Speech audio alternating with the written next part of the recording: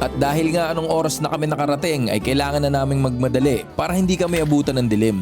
Kaso nga lang, baguhan lang kami pagdating sa pagkakamping kaya hindi namin kabisado ang pagsisetup.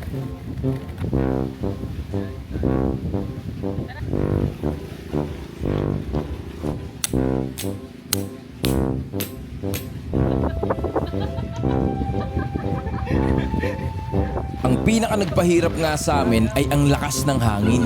Presko siya pero kumukontra dun sa nilalagay naming tarp. Plano sana naming iharap sa mas magandang view ang tent namin. Pero mukhang hindi talaga kakayanin eh. Kaya mas pinili na lang naming lumipat ng pwesto at wag kontrahin ang ihip ng hangin. Susunod, practice muna kayo. Kanina pa kami dito, hindi namin manghihirap pala pre. Alas 4 na. Dapat talaga ay maaga pa nakasetup na kayo para di kayo matulad sa amin na palubog na ang araw, nagpupukpok pa rin ako.